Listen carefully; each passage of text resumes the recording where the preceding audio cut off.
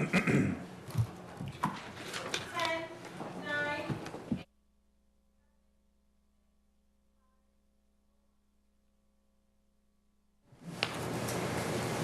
evening, everyone, and welcome to the October 11th, 2011 meeting of the Downers Grove Village Council. It is my pleasure to call this meeting to order. There are agendas on both sides of the room. Sometimes I feel like a flight attendant when I do that. There are agendas on both sides of the room. So if you'd like to pick one up and follow along with us, please do so. There will be multiple opportunities for public comment on various items on tonight's agenda. It is customary that we begin our meetings by reciting the Pledge of Allegiance. So at this point in time, I would ask that you all rise and please join us in reciting the pledge. I pledge allegiance to the flag of the United States of America and to the republic for which it stands, one nation, under God, indivisible, with liberty and justice for all. Thank you. Now I'll ask our fine village clerk to please call the roll. Commissioner Rankin? Here. Commissioner Barnett? Here. Commissioner Neustadt? Here. Commissioner Durkin? Here. Commissioner Waldeck? Here. Commissioner Schnell? Here. Mayor Tully? Here. Thank you very much. And that brings us to item 3 on our agenda, which involves the approval of council meeting minutes. And we have one set of minutes to approve tonight, the village council meeting minutes from October 4th, 2011. Are there any changes or corrections to those minutes from any of my colleagues? Yes, Commissioner I had Schnell. a couple of minor ones that I gave to the clerk and they've been done. Any others? Do I have a motion to approve the minutes So moved. as presented with Commissioner Schnell's changes? So moved. Second. All in favor? Aye. Aye. Any opposed? Minutes will be adopted unanimously. I'm very excited because we're going to pause here tonight to honor someone who is in the audience tonight, and I can think of few who are more deserving than Christopher Bowen. As you may all know, Christopher has served admirably and with distinction as our library director for many, many years. I'm not going to embarrass him by saying how long, but for many, many years. And we have him here tonight, and I would also like to add that in addition, the entire library board is here tonight, which I think is appropriate to congratulate and to celebrate Christopher on a long and distinguished career. And I'm very pleased that he took some time out of his schedule. It's amazing what retirement will do. He looks younger, he looks thinner, he looks taller. I'm really looking forward to that. I'm going to aspire to that someday. I have a proclamation to read, but I also want to give an opportunity to any of the members of the council who've had the privilege of being up here while Christopher has been an integral part of the library. And of course, one of the things that this village has long prided itself on is one of the best, the best library in the Chicago metropolitan area. And I think we can say that, and very few would take issue with it. I will also give an opportunity for any members of the library board, if they wish to speak, no obligation whatsoever. And of course, would invite Christopher, who I know probably won't, because that's the way that you are. You're not one to speak about yourself, so we're going to do it for you. At this point, what I'd love to do is to read and then present you with a proclamation. So I'll give you a moment, and then I'm going to ask you to please come up, and I'd like to present you with this proclamation. Whereas it is fitting and proper to acknowledge the 27 years of dedicated and professional service of Christopher Bowen to the Downers Grove Public Library, and whereas Christopher Bowen began as assistant director in 1984 and served as director for the last 22 years, and whereas Mr. Bowen has embodied the spirit of public service and devotion to others that benefits the entire community and has been a tireless advocate for the public library and intellectual freedom. And whereas Mr. Bowen oversaw the expansion and remodeling of the library in 1999 and the creation of the Downers Grove Public Library Foundation in 2002. Now, therefore, I, Martin T. Tully, Mayor of the Village of Downers Grove, do hereby commend and congratulate Christopher Bowen's vision, commitment, and leadership, and again congratulate him on his outstanding career and recognize his significant contributions to the community. I further extend best wishes to Mr. Bowen on his retirement from the Downers Grove Public Library and in all future endeavors. Dated this 11th day of October 2011 at Downers Grove, Illinois.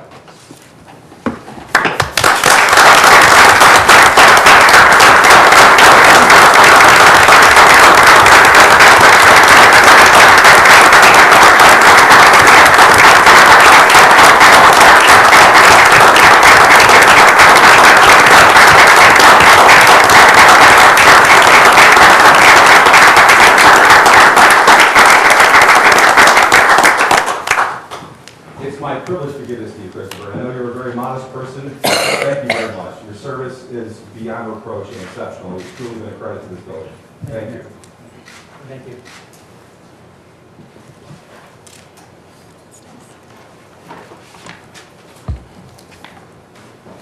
I will add one other thing before I open it up to let my colleagues add if they want. And that is, the one thing I do remember when the library expansion was taking place is that it was frequently noted that that project was not only on time, but on budget. And it was a motto that I think we borrowed later on in some of our own projects, particularly Fire Station number 2, because that saying has a very nice ring to it. So I think that sort of originated under your term, on time and on budget. And that's a motto and something that we aspire to with our own projects. So thank you very much. And by the way, when I say we and your projects, I don't mean to suggest for a moment that there's any, of course, everybody knows, and I think that the library is part of the Village of Downers Grove. It's part of this body. It's part of this organization. But there is a professionalism that has always been operated with that truly sets it apart from just about any other organization. And I think, Christopher, you have a lot to do with that being the case. And of course, all the library board trustees, both present and in the past, have been there to assist you in those endeavors. I'm sure that you would have gotten a lot more done if they weren't in your way, but you know, you've got to do what you got to do. So I'll stop at this point in time. If any of my colleagues would like to share any words for Christopher, please do so. Jeff, you want to start with Jeff? Commissioner Neustadt. Thank you, Mayor. Mr. Bowen, the Downers Grove Public Library is a destination in Downers Grove.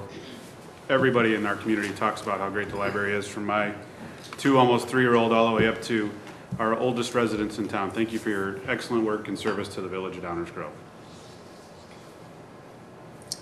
Commissioner Schnell. I want to thank you, and I want to thank the board for just creating a library and a space that is so important to this community. And having had young children who lived in that library for so many years, you have some of the best staff I've ever seen in my entire life, and I think that's because of you and your administration and the way you've handled people. And it truly is just a great place to go. And as Jeff said, it is a destination in the community. It always has been, and always, when we did citizen surveys, it was always kind of right up there as to why people wanted to go downtown.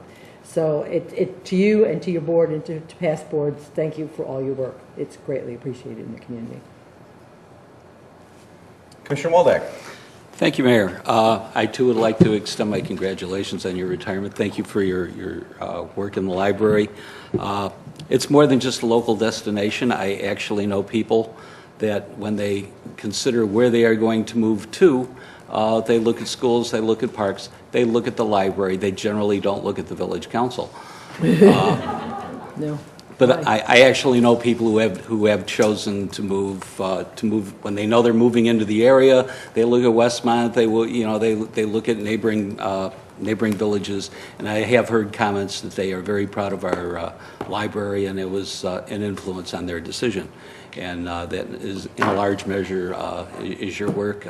I appreciate using the library. It's always been friendly, and it comes from the leadership top down. Thank you very much. Thank you, Commissioner. Any comments from? Don't need to.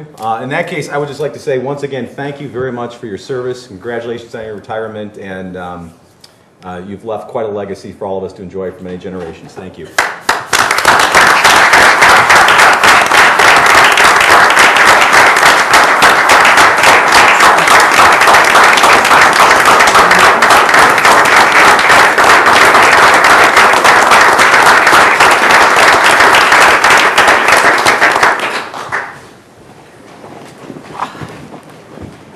And thank you again for being here.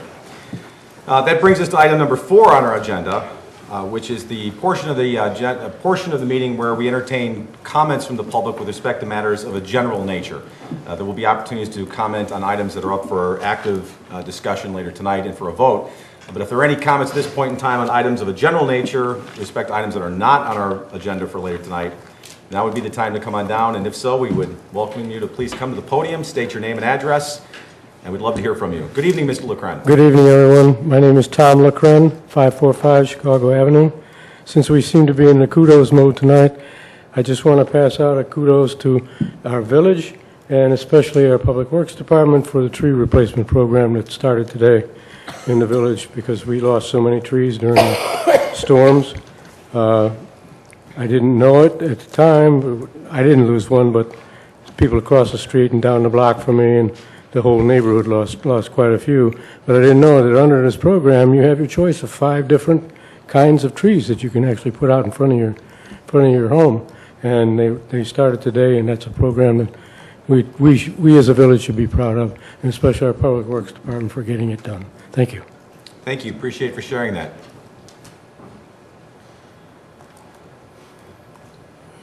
Good evening, Mr. Keenly. Ms. Taylor, how are you? My name is Chuck Keenly. I live at 1518 Hillcrest Road. I am the board chair for the Indian Boundary Y. Barb Taylor, Indian Boundary YMCA.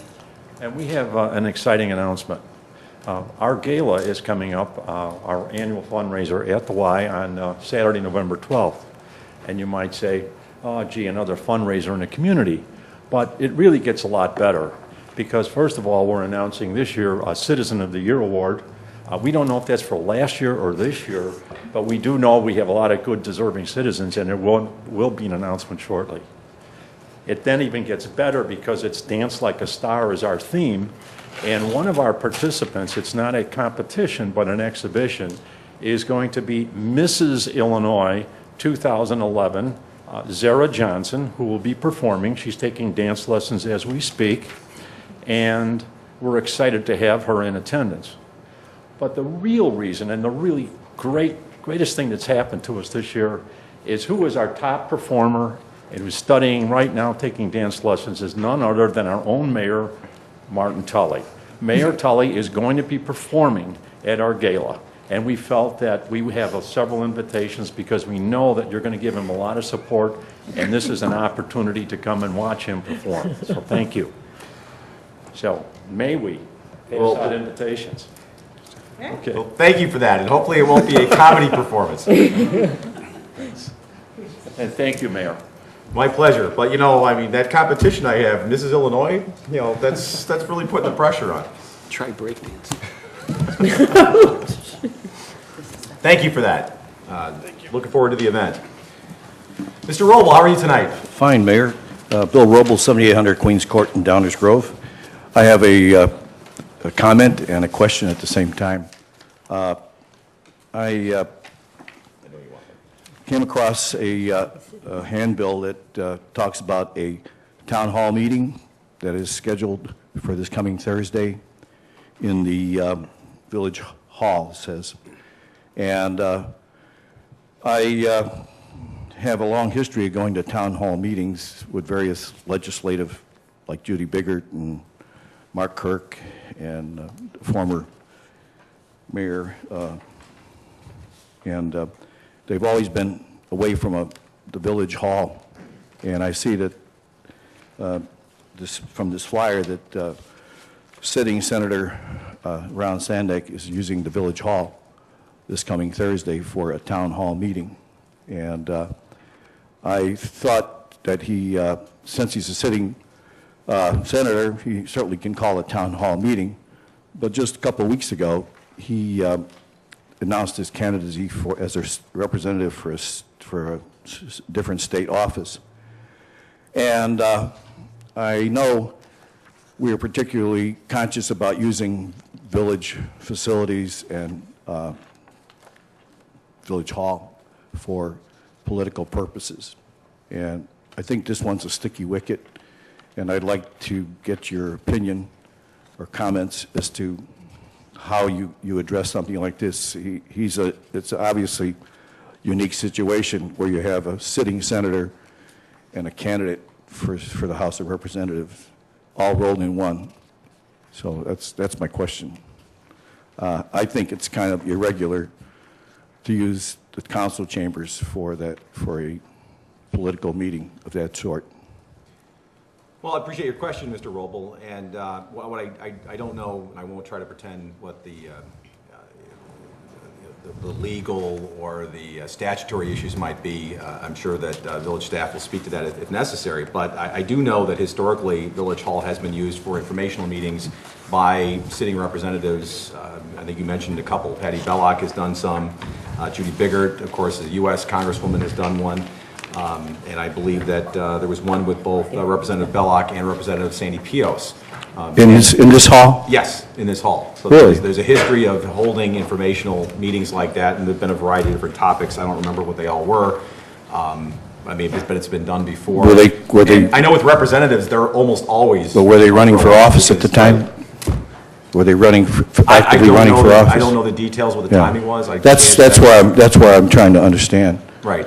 I just know that representatives. If you are just almost- announce your candidacy for an office, that puts it in a different, puts everything in a different context. I don't know if it does or not. I just know that, obviously, state representatives, because their terms are only 2 years, for all intents and purposes, they're almost always running for office. See, Brian Kajewski, when he was active mayor, he chose his town hall meeting at Lincoln Center.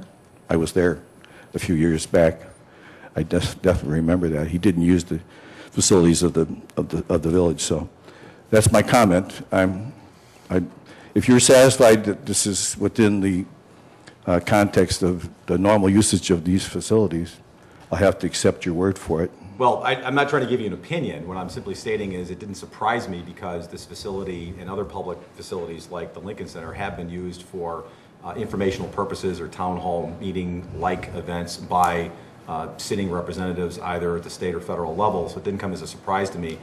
Your question is one that if there are any issues that we should be aware of, obviously we don't want to facilitate anything that would be even close to being improper from a technical standpoint. Yeah, I I'm particularly, sure we'll be notified if it is. I'm opinionated, so to speak, and I believe that there should be, the village should be very neutral as far as offering accommodation to any political candidate. Thank you. Thank you. Although we do have forums and debates and things here quite a bit. It's a public service, but your point is well taken. Any other questions of a general nature from the audience? All right, hearing no further ones, we have no public hearing tonight, so we can skip item 5, and that brings us to our consent agenda. Do I have a motion to approve the consent agenda as presented? Mayor Tully, I move that we approve the consent agenda as presented. Second. Any questions or comments from the council with respect to any of the items on the consent agenda? Any questions or comments from anyone in the audience with respect to the consent agenda?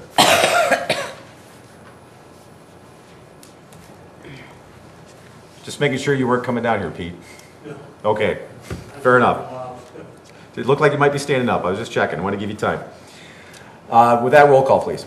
Commissioner Schnell? Aye. Commissioner Durkin? Aye. Commissioner Rankin? Aye. Commissioner Barnett? Aye. Commissioner Newstat? Aye. Commissioner Waldeck? Aye. Mayor Tully? Aye, the consent agenda passes unanimously. That brings us to section 7 of our agenda, our active agenda. This is where we will be voting on matters, so we will first take up, and I will ask for a motion to approve an ordinance to create a bring-your-own-liquor license classification. Mayor Tully, I move to adopt an ordinance creating a bring-your-own liquor license classification as presented. Second. Questions or comments from the council?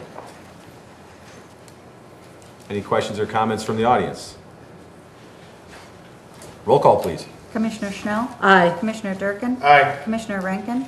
Aye. Commissioner Barnett? Aye. Commissioner Newstat? Aye. Commissioner Waldeck? Aye. Mayor Tully? Aye, matter passes unanimously. That brings us to 7B. Do I have a motion to approve an ordinance to amend the on- and off-premise consumption licenses, liquor license? Mayor Tully, I move to adopt an ordinance amending on- and off-premise consumption licenses. Second. Questions or comments from members of the council? Commissioner Waldeck. Thank you, Mayor. I stated several times last week that I would carefully consider changes in the license that apply to the lemon tree, and I've done so. First of all of us, we have to approach this, our own decision-making process. So when a council member, a member of the public, characterizes another viewpoint as sarcastic and hyperbole, in other words, they call it names, it's not really discussing the issue, but rather characterizing the viewpoint. And I found those types of arguments unproductive. I tend to mistrust arguments that are expedient, and that is acting out of convenience, or often stated they are a good corporate citizen, give them what they want sort of thing. I tend to dismiss those types of arguments as well. I tend to look at the issue of fairness on a macro level. Should grocery stores become full-service bars? If so, where could that lead to? Why stop at grocery stores, et cetera? The argument does not rely so much on the likelihood of something like that happening, but more on the macro level of what is fair and the character of the village. I also don't believe that laws should be passed specifically for the benefit or detriment of a single person or an entity. I referred, in this case, to designer licenses, or licenses that create a class of one that can only be applied to one. That kind of goes against my sense of fairness. Staff has indicated that they like this method because they can better control the individual or the individual entity. But then control of individuals, that also goes against my sense of fairness. I would like to see a revised liquor code that removes designer licenses and applies more generally, but still allows for acceptable variances. Based on the correspondence and comments, I do not see this as something that will spark new business in our downtown. Most of the comments I got were already customers who want to be able to drink. Nobody said that they would start going to the Lemon Tree because it would be a full-service bar, so the expedient argument that it would boost sales was kind of a fallacy to me. It could also be argued that the opposite is true. The expansion may serve to take business away from other license holders who also serve food. And some might consider that are we cannibalizing other businesses? And I think that's a fair question to ask. Lemon Tree is unique. The Village Council, in years of requests for a grocery store, enticed one and will have given over $13,000 in needed sales tax to the Lemon Tree. What we got is a business that is somewhere between half a grocery store and 69% grocery. Many residents are disappointed because the store is more upscale compared to other grocery stores. Village tax money is subsidizing a partial grocery store that competes with other businesses that do not get a subsidy. So when I or any of my colleagues question the grocery store aspects, I think that's a fair issue. While we are expanding restaurants and bars, retail businesses such as clothing stores are disappearing from our downtown, and I think we should be equally concerned. Bottom line for me, Lemon Tree already has a liquor license. We regulate alcohol because of its potential impact and dangers for people who are overserved. It doesn't matter if one has too many beers, too much wine, or scotch, or tequila. Walking out of a bar overserved is like handing out time bombs. Lemon Tree already has a license for alcohol and is required not to overserve. So after careful consideration, I've decided over this past week that I will vote in the affirmative. Thank you. Thank you, Commissioner. Other questions or comments? Commissioner Schnell? Excuse me, one, I want to thank all the residents that actually sent us emails about this, and I appreciate your comments. I think I stated my reasons for voting no on this ordinance. The one thing I do want to request, and I talked to the manager about this, is I would like to, in a year, to get a report again, similar to the one that we got as far as the amount of sales for the grocery store versus the now full-service restaurant or full-service bar restaurant, just to make sure that this is indeed remaining a grocery store and not becoming totally a restaurant. Thank you. Any other questions or comments from the council? Any questions or comments from any members of the audience on this matter? Hearing none, roll call, please. Commissioner Barnett? Aye. Commissioner Newstead? Aye. Commissioner Rankin? Aye. Commissioner Durkin? No. Commissioner Waldeck? Aye. Commissioner Schnell? Nay. Mayor Tully? Aye. Matter passes 5-2. That brings us to item 8 on our active agenda, which is our first reading, in which we consider matters for first presentation. These are matters where we will discuss them tonight and will be voted on at a later point in time. Though it is traditional at this point in time for me to turn the course of the meeting, I was waiting for you to get set up, the course of the meeting over to the village manager, who I suspect is going to immediately turn it over to Mr. Dabereiner. So I don't need to introduce him. Go ahead, Tom. Thank you. Good evening, Mayor and Council. The first item is a discussion of the proposed amendments to the DuPage County countywide stormwater and floodplain ordinance. And we're looking for discussion on this item and ultimately concurrence with the recommendation from the Stormwater and Floodplain Oversight Committee to direct staff to prepare some minor language changes, and I'll cover those. in a moment. A little bit of background, of course. The original county ordinance is almost 10 years old. It's from 1992. It's been amended 11 times. So amendments are no stranger here to this ordinance. This one's a little bit more comprehensive, and the process began about 2 years ago in 2009. It does recognize a fundamental shift from the old ordinance that was really focused on new development to the current proposed draft, which really changes the focus to redevelopment as well as acknowledging some new development and existing development. But really a focus on redevelopment is what I think benefits Downers Grove. It also recognizes some regulatory changes, including things like best management practices, BMPs, and other water quality improvement needs. The goals of the county really are represented here, and that was to convert the ordinance from a new development focus, really a singular focus, to something that is multi-focus for new development, redevelopment, and existing development. Secondly, to improve the balance of flood control and environmental protection matters with maintaining and attracting business. A little bit more balance there that we see in the ordinance, in the draft ordinance. Also, to reduce the time to prepare applications as an applicant and to review those applications as a municipality or the county. And then finally, to add some clarity to the application process, and we'll talk about a couple of these items here. There are 4 primary changes, and they're represented here on the screen. First of all, it allows for something called general certifications, which are automatic, and I put automatic in quotes on the screen, and there is a review process, but it's a little bit more automatic for some of those items that are really small in impact, small in size. A backyard shed would be a really good example.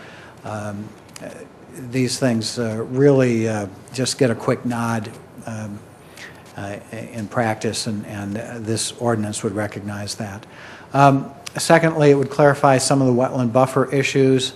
And an example here would be if you have a backyard, let's say, and you've been mowing it for years already, and it's technically a wetland buffer, we would right now expect that you go through an expensive delineation process. This wouldn't be necessary for the most part, and you could continue to go and mow your backyard, whereas before it would be somewhat questionable. So you can see already it's taking on a kind of a friendlier tone. Also, it really focuses on net new impervious as the trigger for detention. In the past, if you had a large area that was primarily parking lot and you wanted to add landscape islands, that would automatically trigger the need for detention. Now you can add some landscape islands and not disrupt more than 5% of the area. And as long as you're doing that, that trigger for new detention isn't met. And so again, there it's a little bit friendlier. Finally, the item that we want to spend a little bit of time talking about is the creation of a municipal technical advisory panel. And that would be created to really serve as kind of an interpretation board, if you will, that anyone really could take advantage of, a developer, a municipality, stormwater administrator, the county for that matter. And it would be a group of professionals who would make an interpretation really representing municipalities, and would make an interpretation of the ordinance in terms of how it might apply. And I do want to talk about that for a couple minutes. Again, this would be a new body. It doesn't currently exist, and what we would like to see, as staff has reviewed this, is to amend this section to really indicate that local applications, those applications coming out of Downers Grove, for example, and other communities, would occur to MTAP, would occur after any kind of local appeals process has already been undertaken. In our case, it's through the Village's Stormwater and Floodplain Oversight Committee. And that group, we think it would be, it should be made clear that that group would be able to accept or reject the MTAP interpretation and really make it truly an advisory panel. Just clarify that it's an advisory panel. Sometimes these things can develop and evolve and suddenly it's automatic and you shall do this and shan't do the other thing. So we want to clarify that the ordinance to be enforced stays with the municipality in these full waiver communities as Downers Grove is. So with that change, we think it's a pretty good ordinance. It's really more straightforward to administer from our perspective. It's more customer friendly. And I've given you a couple of those examples. It's really a big plus for Downers Grove, we think, is the fact that it's now really written in a manner that understands and respects redevelopment, so it has that kind of focus. And then we are seeking direction really to prepare a response as it relates to the MTAP modification that we just talked about, where it's an advisory panel and that interpretation, that recommendation would come back to us to ultimately accept or reject. With that, I'd be happy to answer any questions. We also have Mike Millette, the development engineer for the village, who has attended, there have been 29 meetings, and he's attended probably most of them. He is here to answer any technical questions as well. Thank you, Mr. Daybrenner. Remind me, what is the vehicle by which we're going to be communicating our requested revisions to the ordinance? Are we sending a letter to the committee? Yes, it would be a letter. So I know the comment period is still open, and we'll get it. Yes, and in fact, it's open for another week. Right. So assuming, based on whatever comments we might get tonight, the plan is to go forward and get that in? Correct. Yet this week? That is correct, Yes. Mayor. Can I get an extra copy to take with me the next week? Yes. Thank you. Commissioner Rankin. The MTAP, the panel, how is that selected? It's based on one person from each municipality, or? I must now turn to the person who's technically knowledgeable on this. Good evening, Mayor. Good evening, Council. Mike Millette, Village Engineer. Good evening. The process in the rewrite right now is that the MTAP would be a subset of the currently meeting municipal engineers group that's been meeting since the ordinance was, before the ordinance was enacted, so it would be chosen from that group as a subset to report up. They are contemplating one per county board district, one of ours at this point. Thank you. Commissioner Schnell. Just a comment. One of the advantages of being a full waiver community, and why I think we've tried so hard to maintain that status, is the fact that we have control over our own destiny, and our residents have a vehicle that if they want to appeal, they can. And having this as another entity out there without modification, I think would just muddy the waters and make the process very, very confusing for everyone involved. You know, I totally, wholeheartedly agree with the fact that we need to send a letter in support of changing the ability of the committee to make modifications or to actually overturn something that the village may do. So from my perspective, it's of utmost importance to do that because we do have a process, and I think every full waiver community has a process where if there's a decision that people want to appeal, they can appeal it. So I'm wholeheartedly in favor of this. The question I do have is if all, and my guess is all full waiver communities will send in the same kind of letter, what happens, and I guess, what happens if the county doesn't change it? I mean, is there no recourse, or?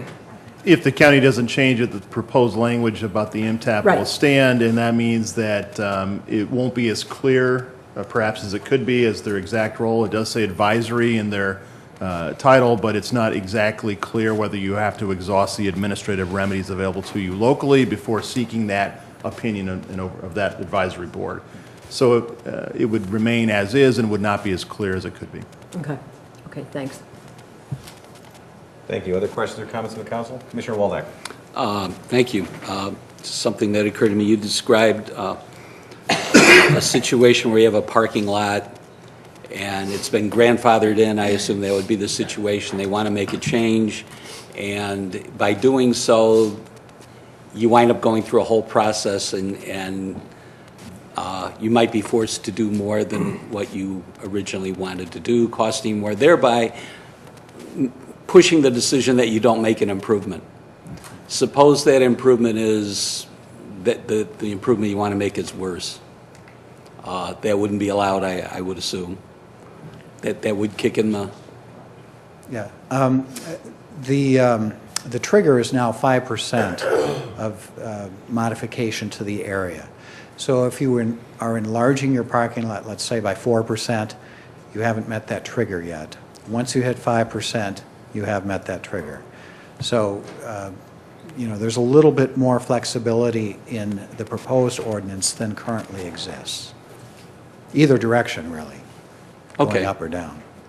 And then, generally speaking, as in the state, whenever we're covered by something with the state, most things from the county, we can always be more stringent, but we can't be less stringent. And I guess that's the key. We can do whatever we want locally, or not probably being too general there. We can be more direct here, more restrictive here than, but we can't overrule them. So, correct. Okay. Just to clarify that. Thank you. Thank you, Commissioner. Well, from my perspective, this comes down to two things. One, this is a greatly improved ordinance over what has previously been the case. Is it perfect? No, and in fact, I think there was a piece that was before the Stormwater Floodplain Oversight Commission that summed it up nicely. It basically said, you know what, a few other areas that if I had a magic wand I'd like to fix, but none of them are such that it ought to hold up this going forward, because it's clearly an improvement over what has gone before. I think that is good, and it has been the product of a lot of input, a lot of discussion. In fact, the county extended the period over which this was going to be discussed and to hold open public comment longer than originally planned. So it's actually taking longer, and there's more discussion than less. The other reason why this is a good idea is the creation of the Municipal Technical Advisory Panel. I agree completely with the suggestion. I think that's a wise clarification. I will do my best to advocate for that change to actually be made as a member of the committee. But that also is another improvement to the overall schema with respect to handling stormwater in DuPage County. So I appreciate the Stormwater Floodplain Oversight Commission taking a careful look at this, and appreciate all the work that staff has done on this, particularly Mr. Millette, who might get some, do you get a toaster oven or something like that, and you've attended enough meetings? You may have qualified for one. So I don't have any further questions. Thank you for the presentation. Any questions or comments on this item from any members of the audience? Hearing none, thank you. That will bring us to the next item under our first reading, which is 8B, sign ordinance amendment. These are very minor amendments to the sign ordinance, really housekeeping in nature, and Tom will walk us through these two small changes.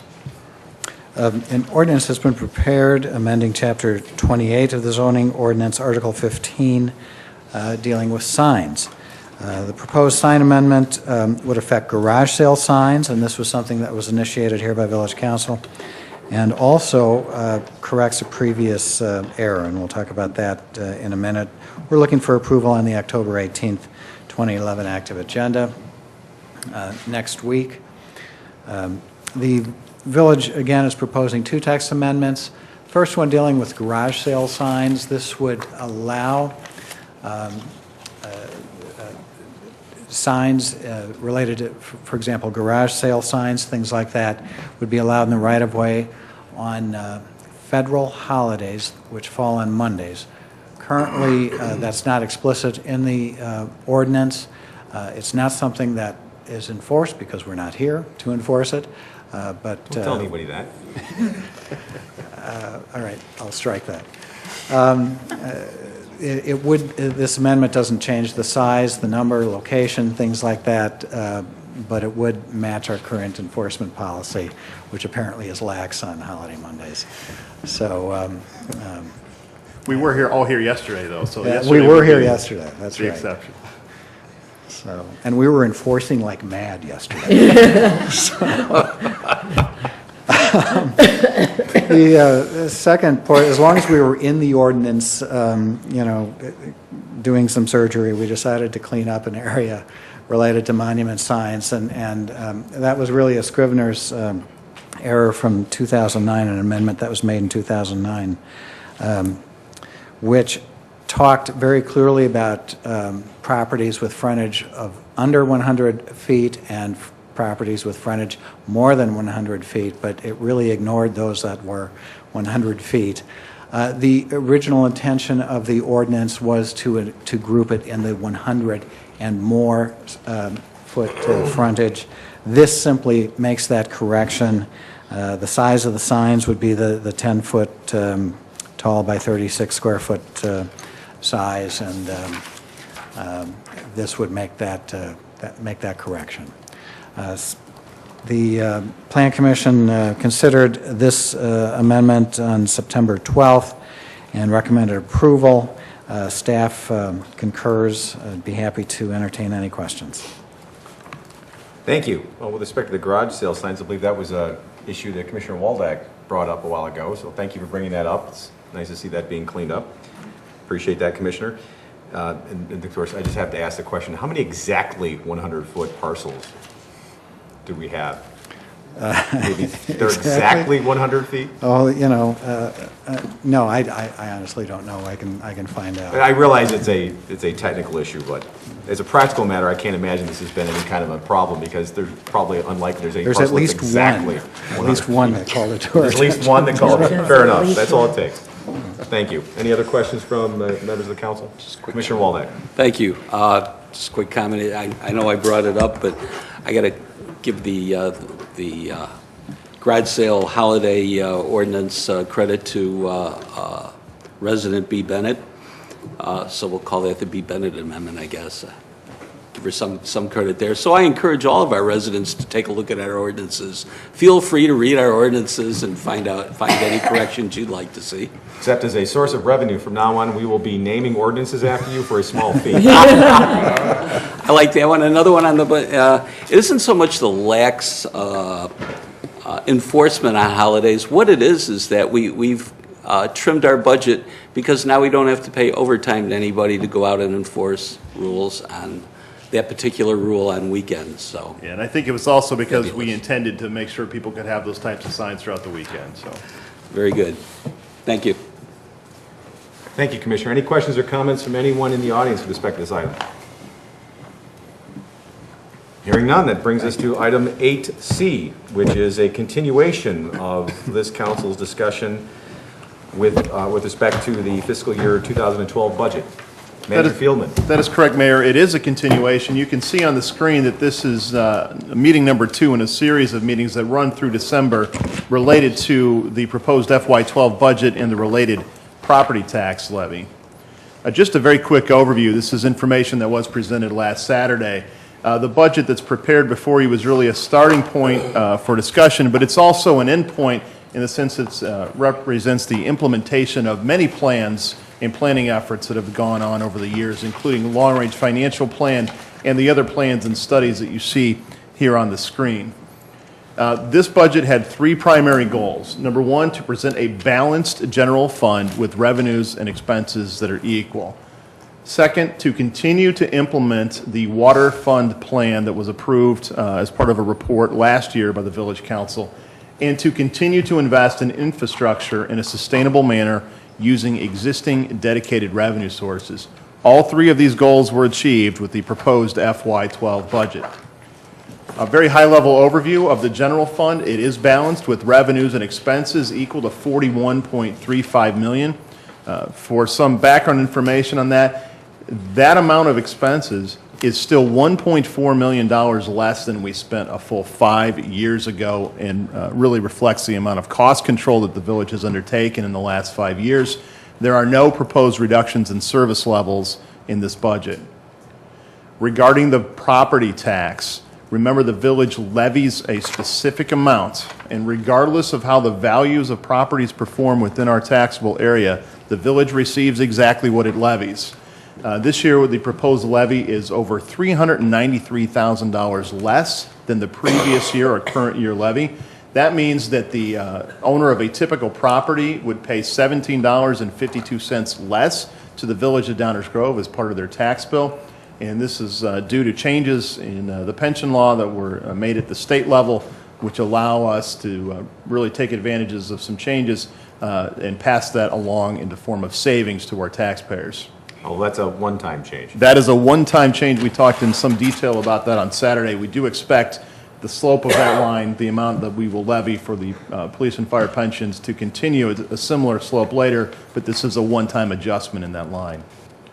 Regarding the water fund summary, the proposed budget does reflect the recommendations of the water rate study report. We're in year number 2 of this plan, and it does call for the increase in rates for water, and it does also call for the issuance of a $10 million bond that would be funded entirely by the rates that our customers pay for the use of water. This allows us to continue to operate our water fund in a financially sustainable manner.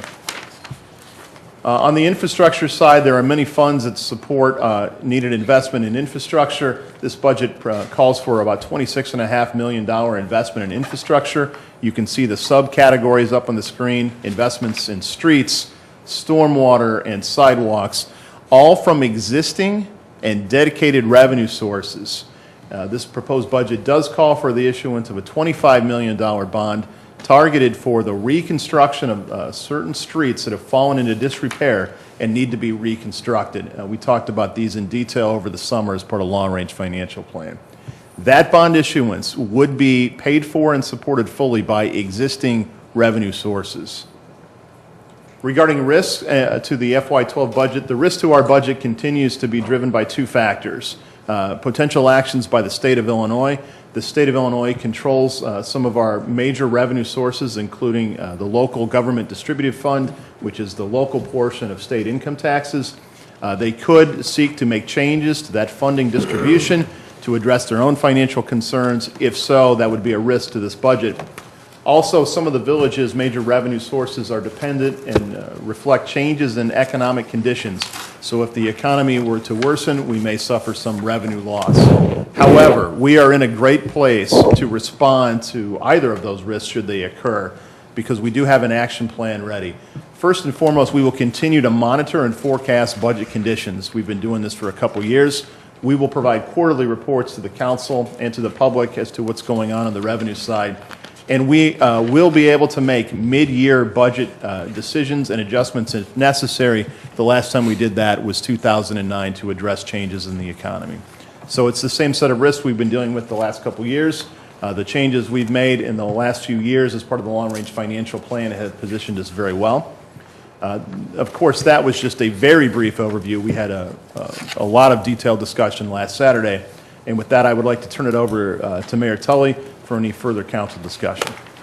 Thank you. And this really is a continuation of our conversation we began on October 1st. So this is designed to be informal. We've had the opportunity to receive a lot of information from staff.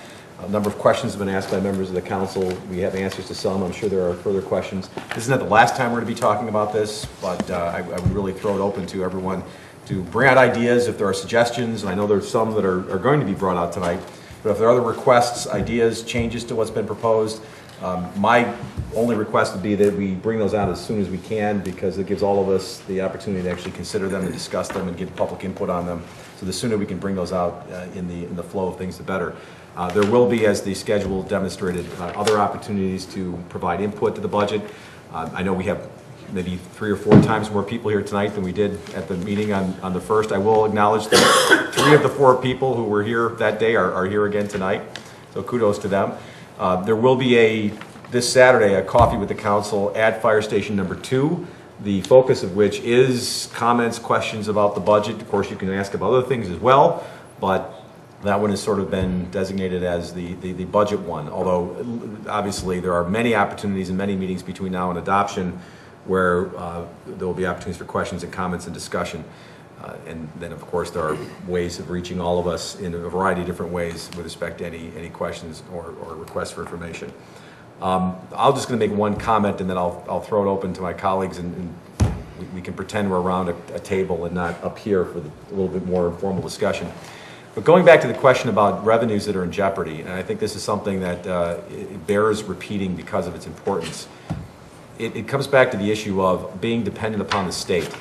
And just saying those words scare me, because it has been demonstrated, it's not just a fear, it's a fact, that in many respects we are at the mercy of the state of Illinois with respect to our share, or any municipality's share, of certain revenue streams.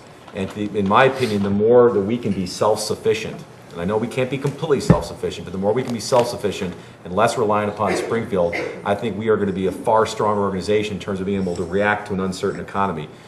There will be enough that we'll have to react with respect to property values and income tax and other things of that nature, but the more that we can be self-reliant in terms of maybe we can deal with fluctuations with the economy, but what we can't deal with is the fluctuations in the political environment in Springfield. There's no way to control or plan for that.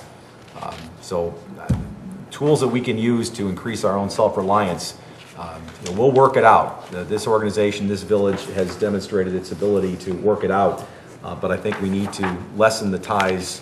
I'm not arguing about seceding from the state or anything like that. I'm not going that radical. But the more we can be self-sufficient, the better. So end of speech. Comments, questions, proposals, objections with respect to what's been presented so far from any of the members of the council? Commissioner Waldeck? Thank you. Let's see, one question. Dave, I know you brought this up before. I forgot what the answer is. We're missing a village manager contingency in this budget, correct? That's correct. Previous budgets have a village manager contingency to react to unforeseen conditions that have ranged somewhere around the $100,000 mark. And what we've learned in the last couple of years is if we actually have an unforeseen condition, odds are it's likely going to be larger than my spending authority as village manager, which is $15,000. So really anything more than $15,000 comes to the village council anyway. When we analyze the history of use of that fund and our ability to control expenses, managing to a fund level bottom line, we prepared this budget without a village manager contingency. So any changes from the budget, we will rely on our existing fund balance, which is strong at about 40% of expenses, and we will include the council in those discussions should we have an issue like that. Okay, very good. Another item, I thank staff for the feedback on the telecommunications taxes. I don't know, today I heard a report that there are more smartphones and telecommunications devices than there are people in the United States. So it's kind of counterintuitive that this amount seems flat or going down. And I recognize from the report that it's kind of a budgeteer's process. You kind of look at the past and you make certain assumptions about moving forward. And I'm just wondering if this is the same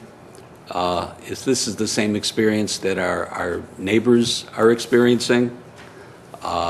Is their telecommunication tax flat? Did they have the same concerns? I guess what I'm getting at is, since this comes from the state, I'm just wondering if there's enough concern out there, if maybe we need to investigate this further in conjunction with our neighbors, because it seems like we should be doing better in telecommunications, not worse. Even giving some of the VoIP, Voice over IP, right? Yeah, that type of thing. It seems like we should be going the other way, and I don't understand that. So if there's a concern out there, maybe we can buddy up with some of our neighbors and check on that, because it just doesn't seem, what's going on there. What's the unit we're taxing on telecom, Dave? The unit we're taxing on telecom, we're taxing a percentage of the bill? Hang on, let me check with Mike Baker, who's our revenue specialist. So I'll put him on the spot. Yes, it is a percent of the bill, and currently we're at the maximum at 6% on that rate. So that one possible cause, it would seem, would be people's consolidation of services and the market causing actual bill rates to go down, right? That's correct. Okay. Let's see, also, ambulance fees, I think I was looking at that from the budgeteer's glasses as well. You know, you look at things going up and, you know, you keep budgeting more because it keeps going up. I think what I wanted to see more in assumptions was how much our insurance company, you know, how much are the insurance companies paying for those ambulance service? Ambulance side. Pardon? Ambulances. We're workshopping. Yeah. How much are the insurance companies, what do they consider reasonable and customary, which was always a moving target anyway when you try and get it out of them, but maybe we should have enough information from from the people who do the collecting for us to get a sense of whether this amount is being increased or not.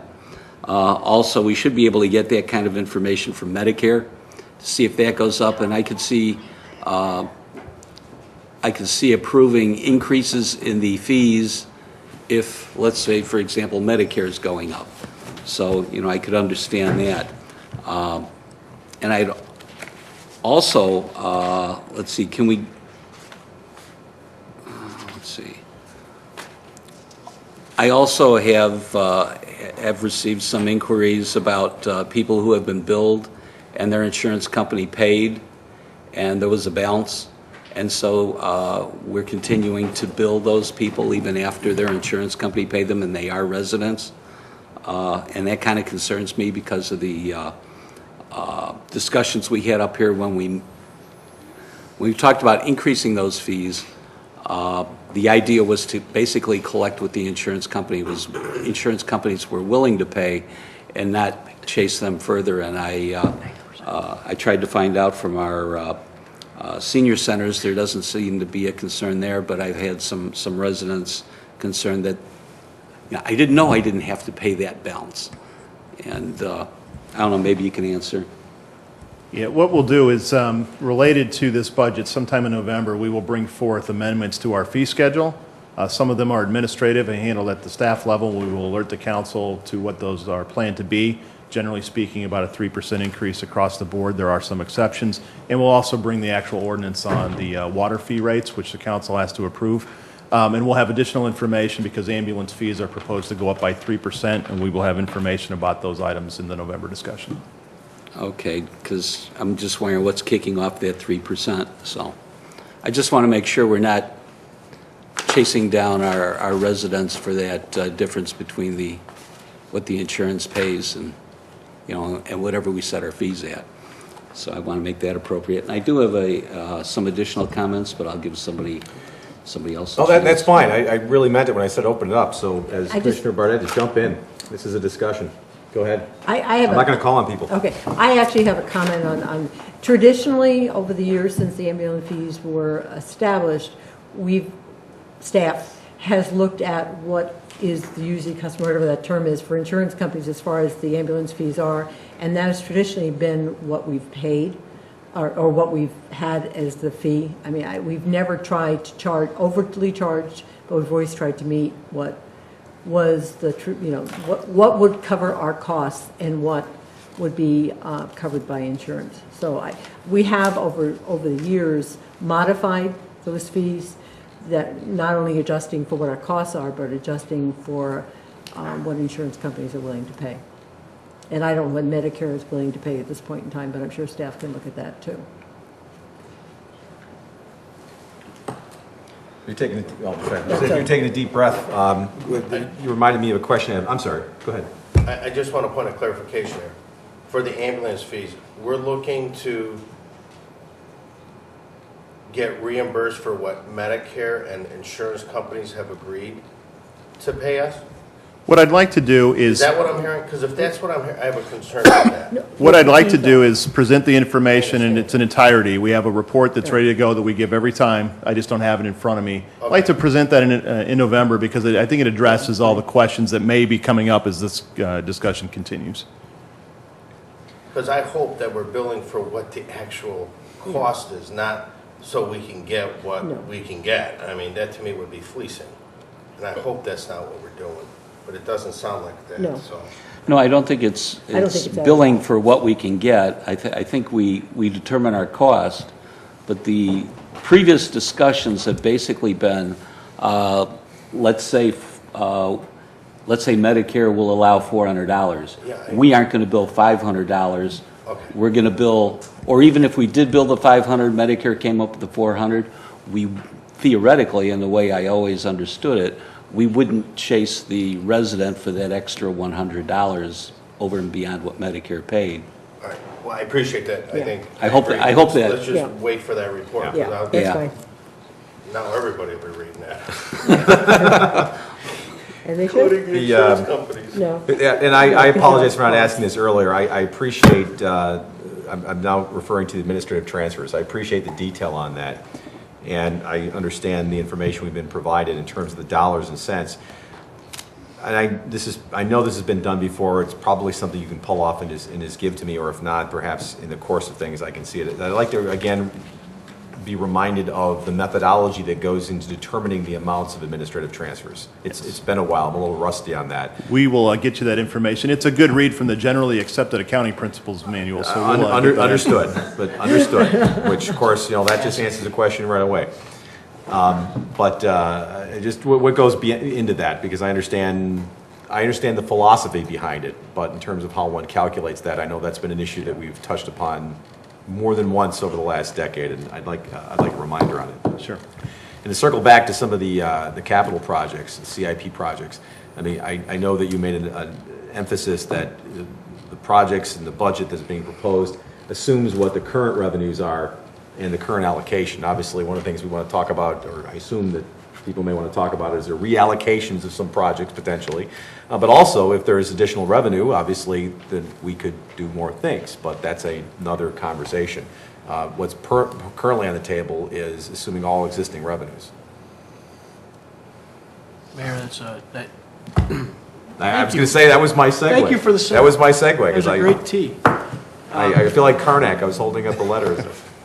Reallocation. Just, everybody, I think, saw in the, some of the information we got late in the day today, some questions about possibly reallocating some CIP funds, exactly to the mayor's point. And I, for one, think that we should do just that. I think there's some opportunities in there to do a little more sidewalk work than we might otherwise have done, and pull back on some things that I think are less of a priority to the kind of the greater community, if you will. So I'm hopeful that folks will give that some serious consideration over the next couple of weeks, and I know I was encouraged by the response that staff got, at least to the initial inquiry. It seemed like there were some opportunities in there, and so I'm hopeful we'll do that. It specifically is a goal. Commissioner Durkin touched on it at our last meeting. We don't have a real deadline out there, and I don't know that we would want to put a deadline because our priorities come and go and change. But some of those things that I looked at and suggest we might consider revisiting in the CIP, I think are legitimately put off at this point in time to try and accelerate the sidewalk program a little bit. Hopefully you all will look kindly on that idea. Well, yeah, go ahead. No, just a question I had. I know we have some information, but if between now and when we discuss this the next time, which I guess is next week, I'd like to know what the implications are of actually postponing some of these things. From the list that you gave us, I think realistically there's somewhere between probably $50,000 and $100,000 that could probably be transferred without major ramifications. But there are serious postponement of projects that probably at one point in time have already been postponed.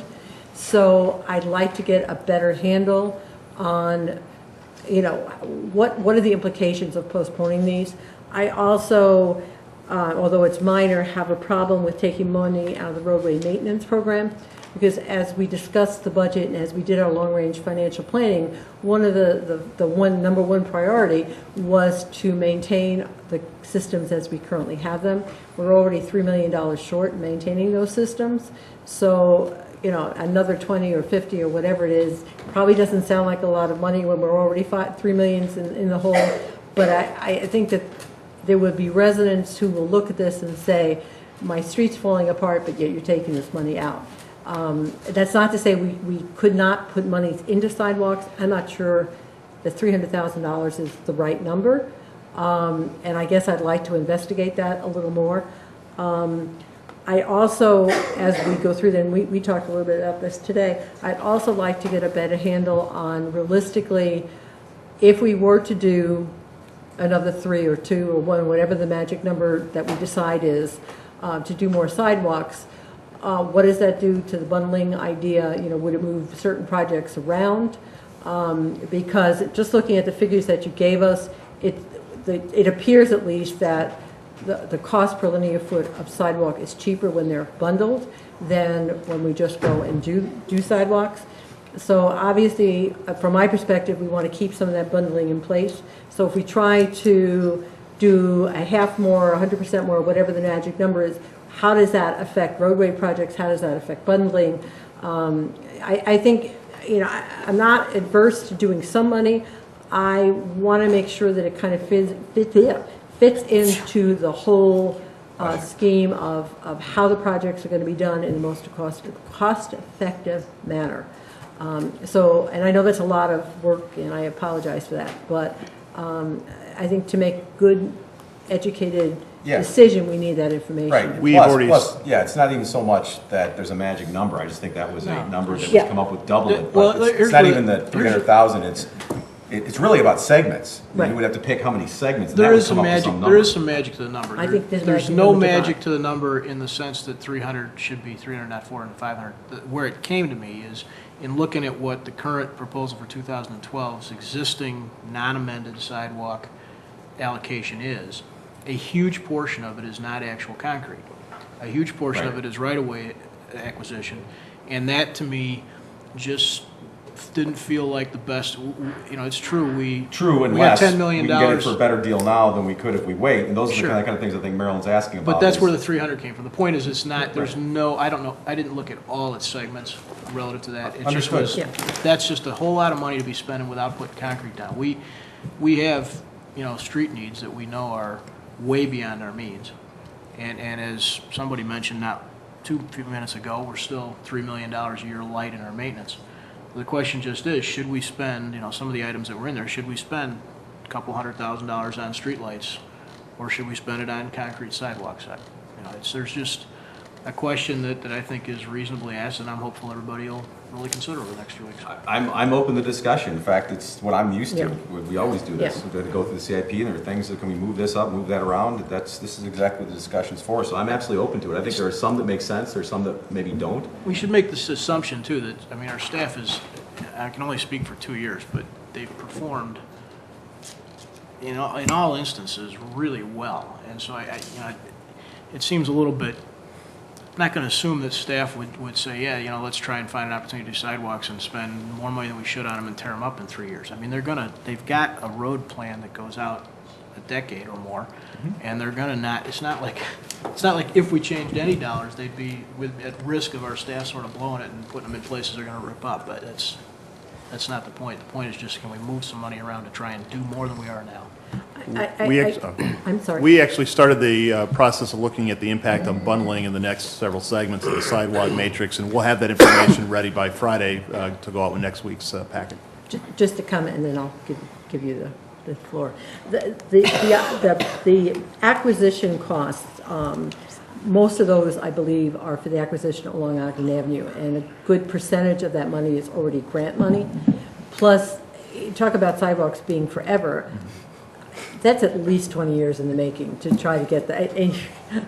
I really want. No, I mean, I believe in sidewalks. I have a home with sidewalks. I think they're great, but it has always scared me, I think, from the time I've started to sit up here, that you watch people walk along Ogden Avenue or ride their bike or whatever it is on Ogden Avenue, and they're in the street, and it is really, really scary. It's scary as a driver, and I'm sure it's scary as a pedestrian. So, you know, we have the grant money. We have to use it for acquisition purposes. We can't move it over. And we need to move forward on that project, too. I'm not saying that doesn't mean that neighborhood sidewalks aren't important, but those sidewalks are important. I probably could have predicted exactly what you were going to say. I'm sure you I could. understand. I've said it for 20 That years. that may not be one that is appropriate, but I think Yeah. there are others that. And I'm not disagreeing probably with that. Probably could be. I think there are some that may be. I think we just need to get additional information. Well, sure, we need to understand the ramifications. And how it I think fits into staff this. identified some that are no-brainers in here. I think there are others that perhaps are a little bit more. Well, and I recognize that too. Thought-provoking. The list that I came up with, I recognized that early, the importance of the sidewalks on Ogden Avenue, and didn't suggest that we not do that right-of-way acquisition. It's just that piece of it is what jumped out and made me Yeah. start thinking about where I else can understand. we get stuff. That's fine. Is there anyone that's opposed to even considering moving things around, or let me just everybody agree this is at least a legitimate topic? No, but of I want to conversation? make a comment about that, By all Mayor. please. That we're talking about moving things around within the balanced budget with Right. a Yeah. $393,000 deduction from the property tax levy. That's a huge difference from where we've been in the last number of years. And as Commissioner Barnett said, our staff has done a tremendous job to get us to the point we're at now. So what I'll call the game of in and out and finding the projects that this council thinks are appropriate and prioritized the right way is something we haven't been able to do. We've been kind of taking more out than rearranging what we have. So I think I'm definitely in favor of looking at these items. The proposed items by staff, I think, are important to look at because they're the ones that prepared the budget. Obviously, Commissioner Barnett put some out there that are lined up with what staff has. I do have one question about one of the particular items, the Village Hall parking lot light replacement. I know Dave is probably thinking, here he goes again with those solar wind-powered lights that he always wants, but we always talk about this complex as something that is potentially going to be updated, changed around. I know that's a little bit more long-range looking. We've actually identified it in our long-range plan. But in this case, I guess if I'll say one thing for sure tonight is that expenditure for the parking lot light replacement here at Village Hall. I know we're always looking for grants, but it seems like we did a great job of getting a grant over there in Prentice for streetlights. And wouldn't it be cool to have some solar wind-powered streetlights right here at Village Hall? Maybe using this wind tunnel behind us that we hear every once in a while to generate that wind power. So I know that's something we've talked about in the past, but that's just one vote from one of these things. But As long as again, you put advertising on the wind. that's fine. We can do that. Yeah. I think maybe I'm a little lighthearted about this, but balanced budget is huge. Right. Without taking away services, without adding new programs, without taking away programs or really any people this year is something that I think is just tremendous. We're in a position that we can move forward with as a village, still do a lot of the community investment work that we've been trying to do. And now we're trying to figure out what the best priorities are. Where should we put those dollars that are, prioritized in this document, but can maybe be moved around a little bit. And that's a great thing to be able to do for our village that we haven't been able to do in the last couple of years. So I'm all for, going through the CIP even further and seeing what else is in there. But I think we've got a pretty good prioritization already listed here with the A, Bs, and Cs. But, it's all out there for everyone to see. I'll agree with Commissioner Schnell in that taking that $50,000 out of ST 004 might not be high on my list. That's roadway maintenance. We've heard a lot about that. I think that's something we got to continue to do as best we can. But altogether, this is a great workshop because we've gotten to a point where we can try and figure out the prioritization of things rather than the reductions. And I'm really happy to be there. Can I ask a question? Go ahead. When we do bundling, do you look at the sidewalk gap list when you do bundling too? Yes, we do look at the sidewalk gap list, also now known as the missing sidewalk list, a little change in nomenclature since '07. Yes, we look at it. When we're doing a project in an area that has a missing segment, we do try to put that in. I think we've had an example or two of that even this year. We can get you some information on that. I don't even like that name because it makes it sound like we lost it. We lost the sidewalk. We'll have to come up with a better You name. lost the memo. Apparently, we lost the definition at some point in time over the last 10 years. Just, can I, a comment for Commissioner Neustadt, because I know you're really into wind things, and this is the positive thing. When we go to National League of Cities, one of the mobile workshops that at least I've signed up for is actually going to a town that has put all of this into place, and hopefully during that process they will have some helpful information that I can bring back about similar things. Will you ask if anybody has used a 3-track wind tunnel that is the train tracks to generate extra wind? Go stand out here and you'll feel the power. You get a vertical access wind turbine, it can go either way. I'm just saying, I think it's a great idea. No, I think that's one of the things so that we can get out of this conference that the two of us will be attending is there's a whole green segment, but in addition to the green segment, there are all sorts of mobile workshops that you can go to where people have done a lot of this stuff and actually see how it works. And I hopefully we can bring back some information that will answer some of the ideas that you brought up and how other communities have handled them, and hopefully be able to go to the green environmentally friendly grant mobile workshop. Well, and also. there may be some desert. Yeah, that's They might be relying on some other sources of alternative energy, but who knows? Never know. Somewhere in our material, it's been brought up several times here, I was going to bring it, if you go through all this stuff, folks, you're going to see grant money. And, we can criticize the state for coming in and taking money away. But at the same time, whether you look at the federal government, the state government, our county, we've gotten an awful lot of money through grants. Granted, a lot of that comes with a co-responsibility. They're willing to give us money for a certain project or certain equipment, and then we have to adjust our budget, or maybe we have budgeted for it, whether it's vests or communications equipment or whatever it is. So we get money from it's a large chunk of money that we get in grants, and sometimes it affects our priorities. But I urge everyone to take a look at that grant money. And also, now that we're talking about shifting money around and budgets and that, Mayor, you haven't been here for 2 years, so you kind of missed it. In our very first long-range financial planning session, we were going to use $1 million of reserves to cover our budget. And out of that, we used about $875,000, somewhere in there. We didn't use the full $1 million. And I think part of the gap was the loss of... what was the number? I think it was about $875,000. We budgeted to use $833. We did not use any of it. In the last 3 years, we really haven't dipped into reserves at all. We had about a $300,000 use of reserves in 2009, and then a surplus year last year of about $240,000.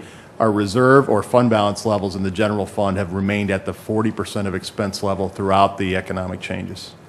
Sorry, I just wanted clarification. My point was that when we originally decided whether or not we were going to dip into those reserves, some of the gap came from programs.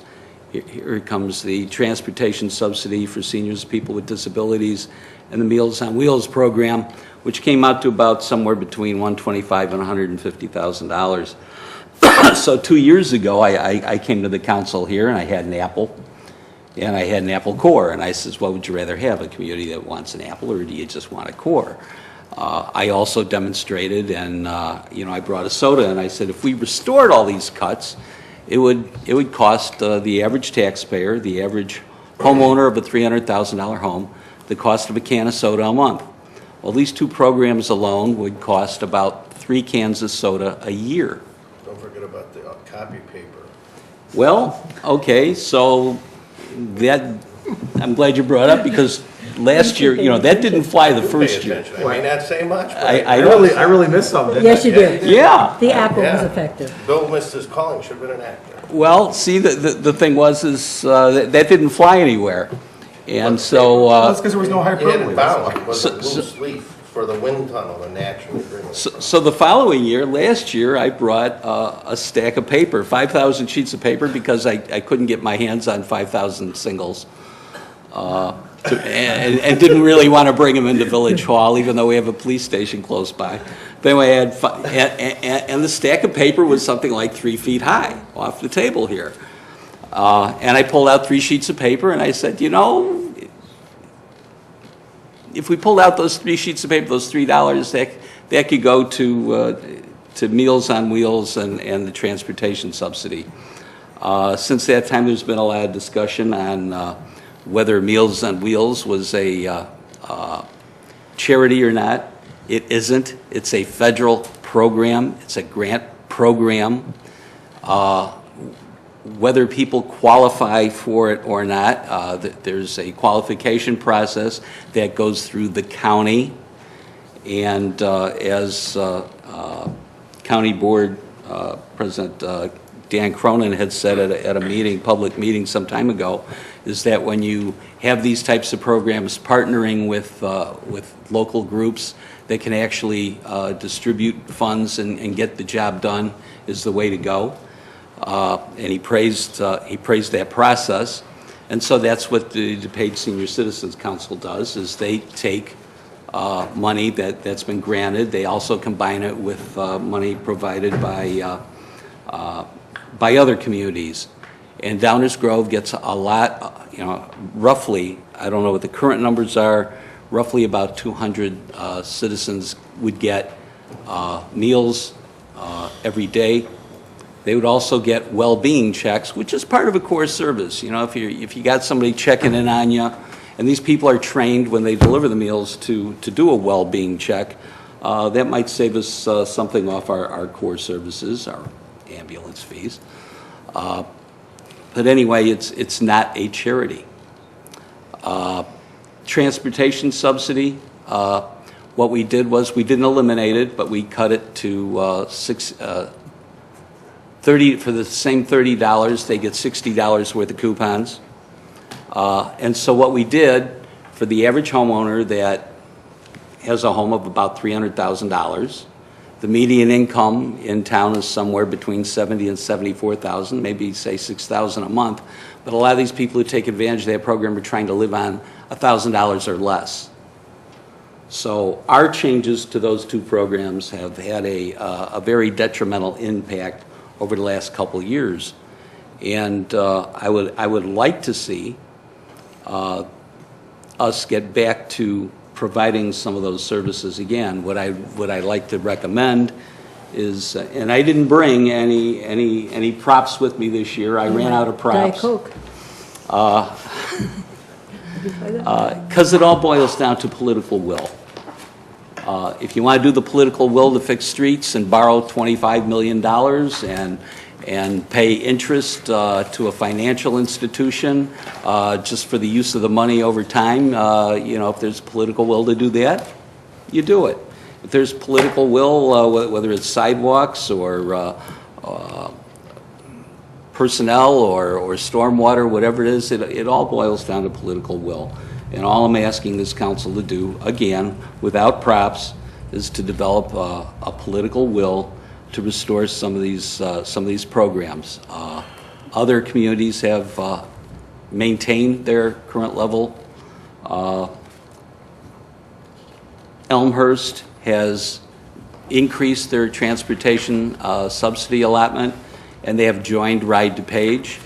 I'm not necessarily saying that we have to join that particular program, but I think what we could look at, and if we have the political will to do it, is to instruct staff to see if they can come up with a method and some numbers to maybe take that $60 maximum coupons a month and move it to $100 a month.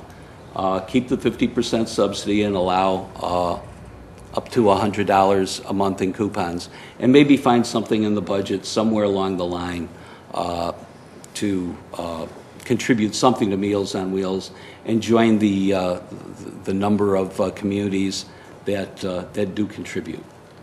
And that's my plea for this year, and I beg you guys to at least consider it. Bill, have you Thanks. looked in the budget to find dollars for Meals on Wheels? Pardon? Have you looked for specific line items to find dollars for the Meals on Wheels grant? Have you offered any suggestions or ideas?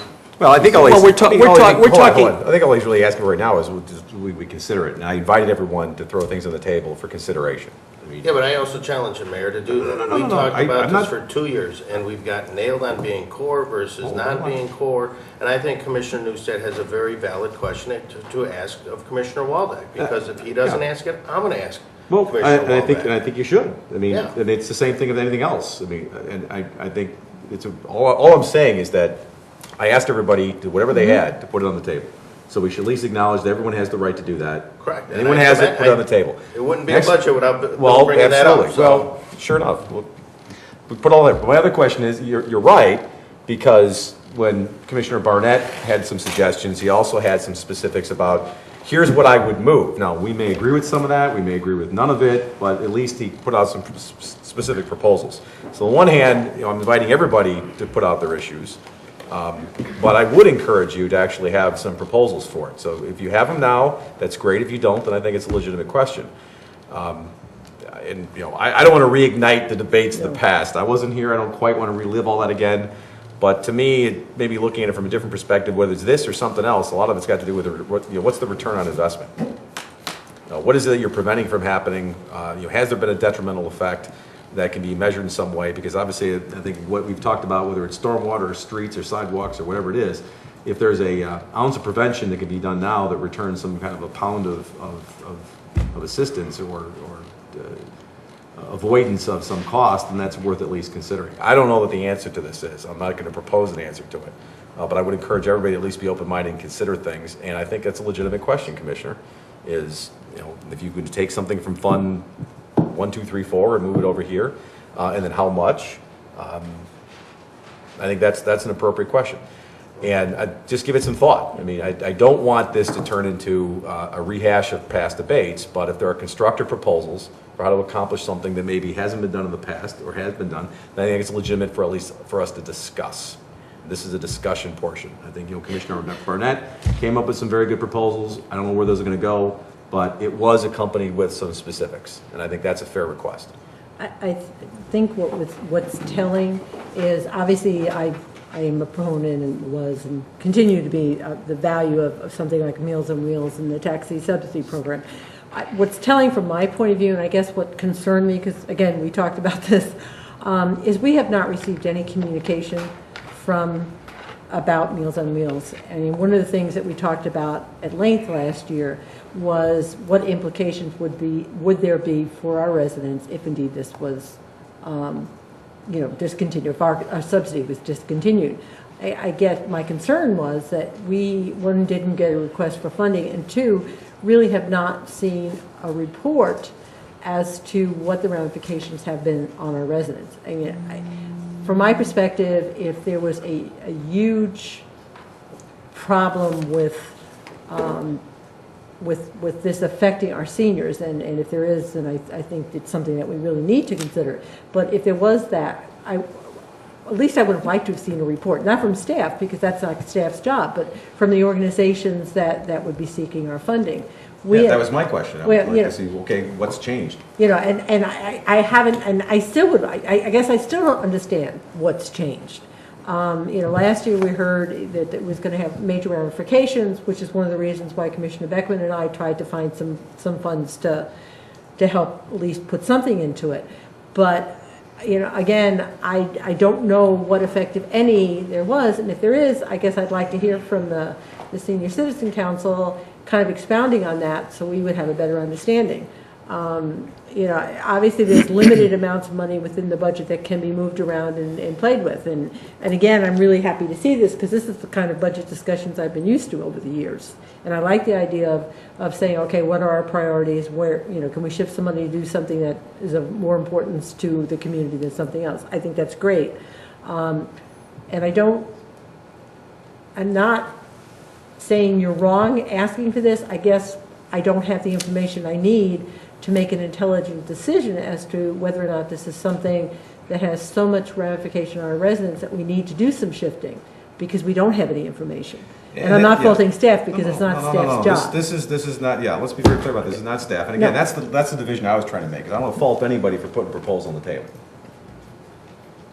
But then you got to put the proposal on the table, provide some specifics, maybe be able to get some more information, because that was kind of, you actually articulated my question better than I did, which is I'd like to see, okay, what are the ramifications, what are the pros and cons? I don't want it to be emotional reaction, but rather let's look at it in an analytical fashion. And let's get some data, let's get some information, but I don't think anybody ought to be faulted for putting any proposal on the table. No different than Bob, no different than yours, and there may be others that haven't come out yet. That's what this is about. This is what's a good discussion, good debate. But that doesn't mean anybody's going to be swayed or persuaded by the proposal, because no one's going to go along with the proposal unless they have the information, like Marilyn says, that's going to convince them that it's the right thing to do. I mean, that's one of the reasons why. If I may, part of the situation is. And I don't think we're going to resolve it right now. No, and I don't, and I'm sure the Senior Citizens Council will be happy to get a report. But part of the ongoing reports we've had the last few years is that it isn't like on Meals, for example, Meals on Wheels, that people aren't going to get meals anymore. That process may change. Some people may have dropped off. We can get a report on that. But there's also the report or the idea that in the past, for the last 2 years, Downers Grove has been one of the largest recipients of that service. And yet, whereas other municipalities have contributed something, and in some cases have increased their allotment, we've decided to give nothing. So it's not necessarily a matter of does service stop, because it is a federal program that you do have to serve people. There are those requirements. So you also have to, one of the considerations might be, even if service hasn't changed, the fact that other municipalities in DuPage County, a large number of them, give something, and Downers Grove is, in effect, mooching off everybody else. Do we want to look that way? That's one question. That's the question. You asked this question of the other DuPage County communities. Do they have balanced budgets, and have they gone through the processes that we have to get to the spot we're at today? All municipalities in DuPage County have had economic drawbacks, just like we have. Elmhurst was an example brought up in last year's budget as having considerable problems, and we were in some ways patting ourselves on the back for the wonderful process we had, whereas Elmhurst was in trouble. Whereas this year, Elmhurst has decided to increase their transportation for seniors by joining Ride DuPage, and other communities have as well. And that's part of the consideration.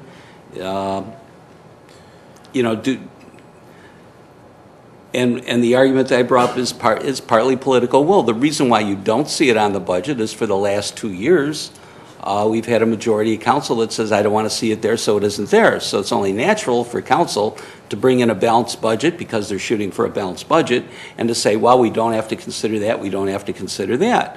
Consider the fact that we're going to put out a bond for 25 million or 10 million or whatever it is to do certain projects, and that there's an interest associated with that. We're willing to pay the interest to a financial institution for using that money to do certain projects. We don't have the money. Are we going to do a pay-as-you-go, or are we willing to borrow money? So are we willing to increase taxes? We're willing to increase fees. Are we willing to let me increase taxes? Let me just interject for a moment, only because I think that it is, again, appropriate to put proposals on the table. I think you've articulated your proposal. That is increasing some resuming a contribution to the DuPage Senior Citizens Council, and I think the question has been fairly put. You don't need to answer it now, Bill. How much and where is it coming from? And I understand there may be many sources, including ones that aren't in the current budget. That's your prerogative to propose. The other one I heard was to restore some level of the senior taxi cab subsidy.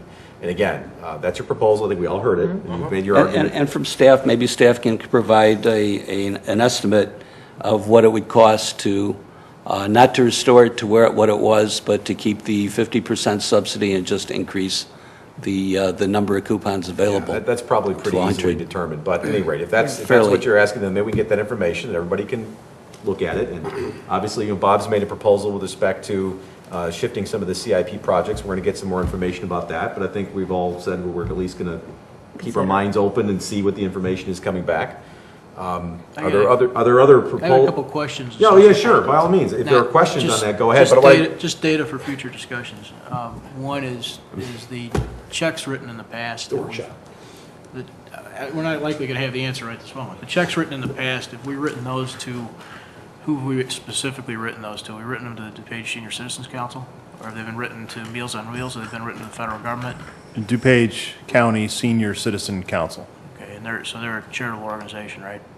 I mean, they're a 501c3, I think. I believe they are, but we can get... I guess confirmation of that I'd like. All right, better title it as a non-for-profit. Commissioner, this is brought up every time that we write the check to DuPage Senior Citizens Council. Another question. However, we can designate the money to go to Meals on Wheels. We can further designate that that money stay within Downers Grove. that'll We be- can designate both of those things. Okay. It isn't a contribution to a 501c3 that you've So been that would be part of arguing. your proposal. And I suggest that all of us got a letter from the executive director of the DePage Senior Citizens Council several months ago explaining that explicitly, even though misrepresentations keep going out there, we're giving money to a charity. Hold on. We aren't. Hold on, I had okay. a couple all right. other questions. I have We're a not- comment, Mayor. Let's take it down a notch. We're not arguing this issue right now. Yeah, I'm not Proposal's been gonna- on the table. There's been a as- request. There's been a Let's just keep question. it As the honest, mayor that's said, all. the subject in general has been, it's not been entertaining for any of us up here, probably not entertaining for our audience to watch either over the last couple of years, so just specific questions are what I'm trying to do, not debate the subject in this moment. The other question I guess I'd have is, in years past, when we've had community grants as a function of what we do, I'm curious as to whether or not we've made donations, and I'm sorry it predates me, but I'm curious as to whether we've made donations to other groups in town who are providing similar services, like for instance fish, or regionally someplace like Northern Illinois Food Bank, folks who are providing similar related things to fill a need in town. Curious as to that as well. And if so, how much and when? I'm looking over at Commissioner Newstead. I think probably the answer is no. Not to those two particulars, but that's my time on the Community Grants Commission. I think we've had more localized community groups that are specific to Downers Grove for events. Geez, I can't even remember because we haven't had it for a while, but it's been. Events No, and but tourism the- though, right? Yeah. Well, it was wasn't- supposed to have a, it was No, supposed not to have events a and cultural component to it, so it wasn't just a, Concerts, choral society. Exactly. So Parade musical floats. groups, parade well, we got rid Well, of he- the right, blurb. yeah, We we got did rid do of the that. So historically speaking, in terms of organizations, we'll just Never. leave it at that for definition, providing local aid and service like this, it's only been the Senior Citizens Council, is that accurate? That, I don't know the answer to that. Well, from the Community Grants Commission standpoint? From the villages, the From the question, village's the standpoint, I question don't that is going to be before us is should we resume contributions to this organization? And there's going to be some logic on why that's important. And I'm just curious as to whether or not we have a pattern in this village of doing that with anybody else, or if it's only that group. I don't know. And if it's others, what needs have they fulfilled? I'd like to know, I don't know. Historically. We'll get the information. How far do you want to go back? I don't know, 5, 10 years, something that's considered reasonably, in all Yeah, of our tenure in the town, sort of? Okay. Sean? I haven't said anything yet. While we're talking about bringing items on, I'd like for us to discuss the potential resurrection of the LEAF program. Sorry, I just knew you were going to say that. Okay, I know I had to. I had to bring course. this here. It's fine. Anyway, I would have been very disappointed. It's kind of like I can have new sidewalks, you know? yeah, exactly. I have a couple questions, and one of the items that I just want to throw out to Commissioner Waldeck is, I'd be interested in knowing where you, Bill, personally think we should make the shavings at. I know if you sorry. rely on staff. Making the for what? The shavings in the budget to Where the funds compensate come for from, what same your question. desire is.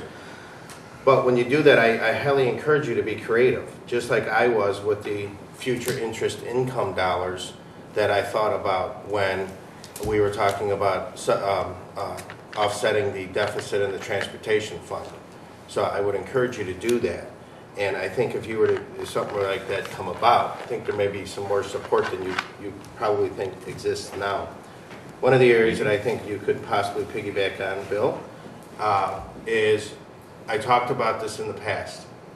I don't ever remember getting anything on it except where no one's doing it, and that is the recollection of the water loss fee income for fires. Is there any way that we can get any revenue from the water used from the insurance companies like we're doing for ambulance services for fires? It doesn't necessarily have to be dollar for dollar. Maybe it's a percentage. I think that's a creative idea.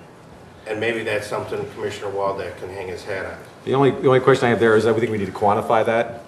I mean, if we took every fire over the last 10 years and assumed all the water was recouped, what would that amount to? Because, in all fairness, I think it's a great idea, but... Let's look at the fires we had. No, we ought to find out what the number is. Yeah. Yeah, let's find out what the How number many is. millions of gallons did we throw on that apartment fire? Well, the only reason I'm asking, Commissioners, because if it's like when I asked the question about the water towers and the amount turned out to be this, it died in committee. Chief Jackson and I have been So having let's find out what the number is. an ongoing discussion about that. We're going to try to get you some numbers. We found that in most fires, we are using mutual aid, and there are no meters on the apparatus used in that, so we've had a difficult time measuring it. We're still working on it, and we plan to present information on that in November, along with the fees discussion that we talked about earlier. And then is the water something that goes under the insurance policy? I don't know, I'm not the lawyer, I don't know, Mayor, but I think that that's something that we should look at, especially with the... Yeah, but let's amount of- quantify, let's, like with any of these, let's quantify and find out what we're talking about. The other item, go ahead, Bill. Do we have any well-being checks? I'll check with That we Chief do. Jackson on that. Okay. Yes, Sorry, you call the police department and say, I want to have somebody go check on there's this a lot person. there If to they're on a tell. bench at downtown, or if they're at their house. If you haven't talked to them for a day and a half, call the police and somebody goes and knocks on the door. If they can't get in, they can't make contact, they will enter the home to find out if everybody's okay. Are you the one that keeps sending them to my house? No. Which one? So how many of those are there? There's an indirect cost. But we get a report on that, isn't there a report on that? There used to be. There used to be. I'd like the opportunity to speak with those chiefs and get you an I believe there used to be a report that, now I'm all of a sudden having a flashback. There used to be a report that would show statistics like that. Like how many well-being checks There were done was. each month, and I was compared to the Yeah, we have same month monthly prior year. statistical reports. I'm just not sure. Well, I'm if sure you don't it's- have them in front of you, but I could in a think that second here, but... information exists. Yeah, the information does exist. I'm sorry, go ahead, Sean. That's okay. The last item that I have is regarding that $500,000 check we received from the parking deck. Where did we put that at? I'm sure it went to replace money used. That went directly into the downtown TIF debt service fund. So it's going directly to pay off the parking deck debt. So was that entered as an additional 500,000, or was it 500,000 that we already added to it for the budget and then we pulled it back because we got the check? It's an additional amount, and it affected the starting fund balance before the 2012 budget. It actually shows up as income in 2011. So it increased the beginning fund balance in the debt service fund for the downtown by We $500,000. basically paid down principal. And it will go to pay down principal in the next payment, but right now it just went into the fund balance of the debt service fund. Okay. Could I have an opportunity to ask Sure. some questions? Okay. They're kind of all Yeah, over that's the all I have. place. Thank you. All right, so in the Information Services Department, there's a huge increase in professional and tech services from 2011 to 2012. Is that because we're going to that cloud computing? Yes. So is that like a consultant or?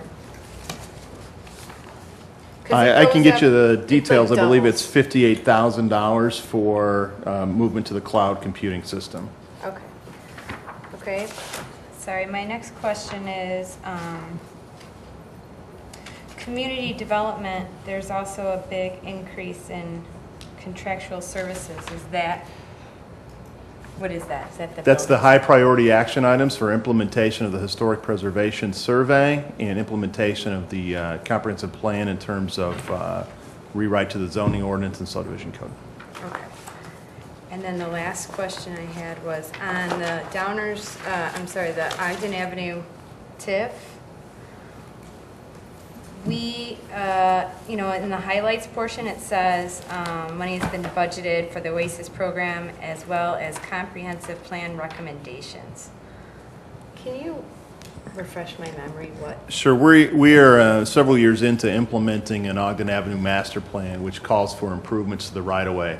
A couple of years ago, we reassessed how we were spending money in that plan. Frankly, it was driven by the fact that we had planned to bury some overhead utilities. We thought we could collect enough money over time in that TIF district to do that. It turns out that the cost of burying the lines was increasing faster than we were collecting funds. That's when we just started a discussion with the Chamber of Commerce, Economic Development Corporation, formed the Ogden Avenue Alliance, and created the OASIS program. Our next OASIS team meeting is later this week. In fact, it might be tomorrow, where we're going to discuss, does that group want additional funding for OASIS? It's budgeted again at $750,000 for FY12. Or should we now take the balance of the funds available in that TIF fund and continue with right-of-way improvements, just not including overhead utility burials? Okay. Thank you. And I wanted to say as well that staff's recommendations for adding more sidewalks, I think were good, but the one thing that I was a little hesitant about was taking money out of the roadway maintenance program, since that is the thing we hear the most often from the residents. So that was all. I just had a few questions. Thanks for the opportunity. Thank you. Go ahead. I've got two questions. One, in the memo that you sent us, you said that to shift 30,000 from TRO 22 because the estimate of the project is that much. How, I mean, we've had estimates before, and sometimes they're lower and sometimes they're higher. So how confident are we in that estimate? We are extremely confident because Okay. we just got a proposal earlier this week that confirms that it's That's fine. $30,000. I think that's a good way to shift funds, as long as we know for sure that's it. And then, I'm not in favor of leaf pickup, but, I'm not no, officially supporting that. but, no, but I do. There goes another headline. It's too late. It's already been tweeted. Everybody knows that. Tweet it. The question I do have is, we have increased the amount of sweeps that the sweeper sweeps that we do throughout the village. Can we just get, I should know this, but I don't. Can we get a report on how many sweeps we do during the fall? My concern is, obviously you can never sweep at the right time when leaves fall, but at least in my neighborhood right now, I guess the sweep came through right before nature decided to deposit all of them. And it's probably 6 inches deep in gutters up and down Saratoga and up and down most of the other. You know, how often do we do those sweeps, and how expensive is each sweep, so that if we have a bad tree year, I guess, it's not a bad tree, but if we have a year when trees fall and we're just going to create flooding in people's homes, yards, basements, whatever it may be, you know, how much would it cost to provisionally put in another sweep of the village? I have no idea what that number is, but if you could find out, and then maybe if indeed it looks like something that we may want to consider, then we'll try to figure out where I can try to figure out where the money would come from. But my concern is that if indeed, I know Commissioner Neustadt and I get out there during thunderstorms and take the leaves out of the gutters, but this thick and this much, it's almost impossible to do that unless you have your Wellingtons on and a lot of help from your neighbors. I don't wear any shoes. I do. I have Wellingtons that I wear, and they're red and they're really cute, but they don't always work. We can get you that information. Yeah, but seriously, if we That's what could they get do on the north side, Sean. yeah.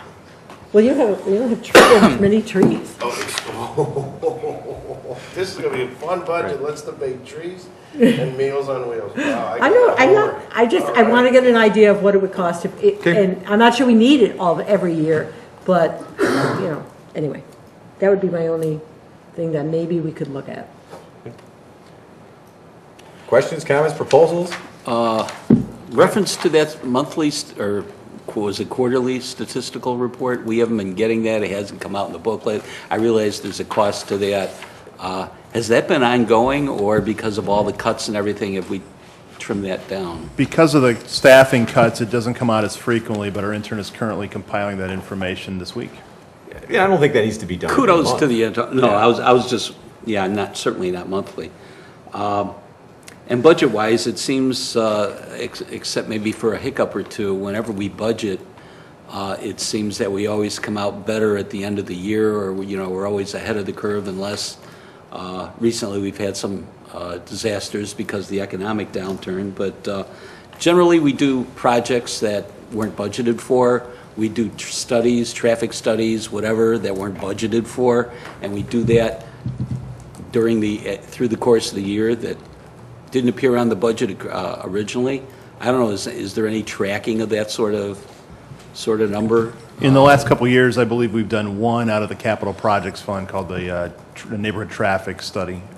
So we can get some information on that, but to my recollection, it's only happened once in the capital fund. Yeah, well, on that point, and this almost goes without saying, but I'll say it anyway, is with respect to any project, whether it's stormwater, sidewalks, or streets, if we have enough projects come in under budget for whatever reason that generate enough funds to do another project, I think we've traditionally tried to, and again, I realize there are limitations in what you can actually do the design for, but we've tried to have well, what would be next and get done if we had very favorable bids.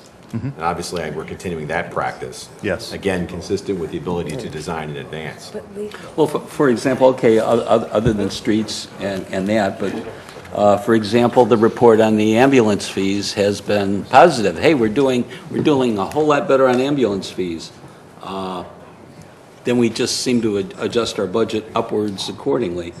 That type of thing, that's what I'm looking for. Budget changes where we wound up a little better than we thought.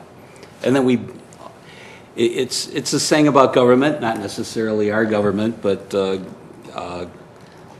when government sees a light at the end of the tunnel, they tend to go out and buy more tunnel. I heard that one before. So, just wondering, It just got one There's tunnel. more It's over tunnel. in Belmont. We'd like to see it finished. That's about the only tunnel. at least that one seems to be progressing. That's on time and on budget too. Becky. I have one more question. So, the Ogden Avenue sidewalks, the purchasing the right-of-way, if we have grant revenue for $250,000, but we need $50,000 for legal, could you pay for that legal expense out of the Ogden Avenue TIF fund, or is that against the rules, and then we could use the $50,000? You can pay for some of that out of the Ogden Avenue TIF fund. However, the portions of right-of-way we're talking about purchasing are not in the TIF area. So for those this specific project, no. And we found out further that really all of that grant money and all of that $300,000 is really going to be going towards the soft costs related to acquiring properties pursuant to IDOT's processes. So really, if you're looking to shift the money from the Ogden to the matrix, that we looked closely at that today, that does not appear to be really a viable option. Okay. No, I have, lots of notes in my head. All right, well, I mean, this isn't the end of the conversation. This is obviously a fluid discussion that will continue, so we're not wrapping it up, but if there's anything else anyone wants to add, questions, proposals, if not, then why don't we conclude on this topic for tonight? But we'll be picking up again, and again, I would welcome anyone who wants to weigh in on anything you've heard either tonight or back on October 1st. We will be having a coffee with the council at Fire Station Number 2 this Saturday, October 15th, from 9 to 10. That is correct, and that is traditionally a resident-driven discussion, so come with any questions, comments, whatever you'd like. Okay, we'll not be discussing any dance routines. No, you'll be doing one in the I was big going to say, bay. could you try it out, though? Not yet. Not yet. And that ends our first reading tonight, Mayor. All right, thank you very much. That brings us to item number 9 on the agenda, which is the mayor's report. I have two items here. One will be the ComEd update, but I'm going to do the proclamation first so you can tell me where things stand on ComEd. The first item is a proclamation, and of course this is very appropriate, and I won't steal Commissioner Newstadt's thunder with respect to the silent parade, because I know you'll be mentioning it later, of course. I'm counting on it. The proclamation I have to read is in honor of Fire Prevention Week.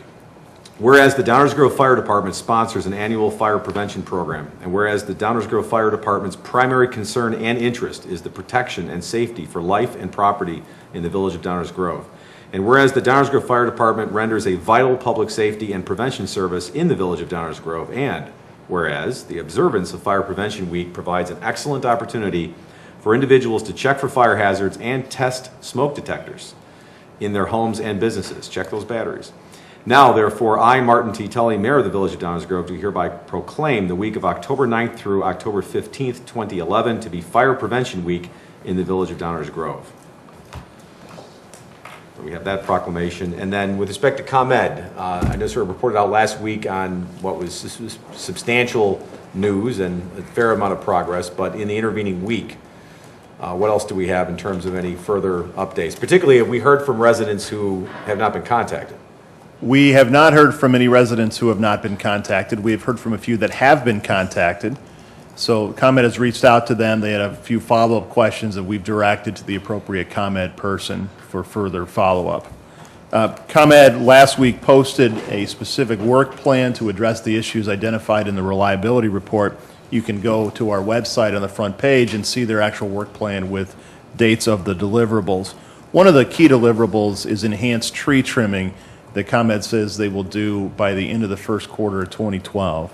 Two items to report on that. One, prior to any actual tree trimming or vegetation control, ComEd will be meeting with the village forester staff to make sure that we're on the same page as to how that tree trimming and vegetation control should take place. Second is, you may see ComEd representatives or contractual tree trimming companies working on behalf of ComEd out walking the neighborhood. Right now, they're just doing an assessment of the existing vegetation in the areas that may be subject to tree trimming and vegetation control efforts by the end of the first quarter in 2012. So you may see them out and about. They're just gathering information now. There won't be any tree trimming until after they have met with the village forester, and we will use communication efforts to make sure people are aware of any proposed actual tree trimming before it happens. And that's our update tonight, Mayor. Thank you, I appreciate that. Question for Dave? Yeah, absolutely. One little thing before I forget. On future agendas, this is both you, Dave, as well as April, can we just go ahead and have a little subcategory under the mayor's report that's ComEd reliability update? Absolutely. So it's actually there, so I don't have to write it in every week. Yes. Thank you. Marilyn? Just a comment. Sorry, Commissioner Schnell. You can call me Marilyn, too. Mainly because I've gotten some phone calls from residents who are concerned about the people walking their property. Could we put some sort of a informational item similar to what you said on the webpage so that people understand the process that's going to I think right now there's a lot of concern by some people that their trees are going to be killed, destroyed, moved, you name it, and they don't understand the process because they may not have been part of the town hall meeting or part of what's been going on. And I think the more information we can get out there, the less stress certain people will have in their lives, and I think it'll be better for everyone. Yes, we'll do that. Okay, great, thank you, appreciate it. Can I add on to that real quick? I'm sorry to jump in front of you, Bill. Is that all right? Jump ahead. Do we know what geographical areas the ComEd representatives are in? And if we do, can we use our all-call system to notify them? So they don't have, they should be marked and wearing ComEd That's a good idea. uniforms and. Good suggestion. Actually, IT they're badges, tree people. Asplundeth, whatever they are, but that might Yeah, be but something to still. consider. We'll take, yes, we can discuss That's a that good with ComEd in our weekly meeting coming up. That's good, Good idea. great idea. You know, if I Commissioner may. Waldeck. Okay. To Marilyn's point, and to something you brought up, the ComEd folks will be meeting with the village forester to discuss some of the techniques and things that are going to be happening. Will the village forester be visiting, go on site, or can the residents call? And if, for example, ComEd says we're going to take down this tree or we're going to do this, if they have a question, can they call the village forester? And We'll have to look into that. We'll determine the specifics of who you call, what the process will be after our meeting with ComEd. But we understand, is the village an advocate for the residents on tree trimming and vegetation control? Absolutely. You can always call the village on those issues. because, there might be, ComEd might want to cut down a little more than might be necessary, to make things easy. We need to smooth things over with the residents, so just that we have a process in place, great. Thanks. That was actually something that ComEd did in one of the communities just to the east of us. They went in there and they pruned the trees. And when they got done pruning them, they don't look like trees anymore. So just be, I know we have an issue here, and just make sure we understand what we're going to ask ComEd to do, because they only come through once. Fair point. Anything else on Commonwealth Edison reliability?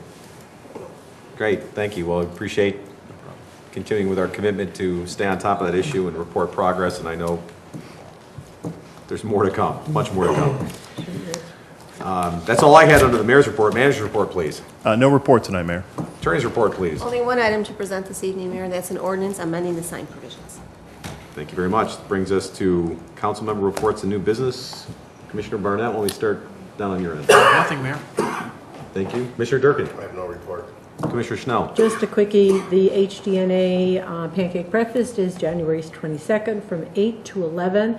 There is a unique opportunity for anyone on this dais or over there who would like to help serve pancakes. They are looking for volunteers between 9:30 and 11.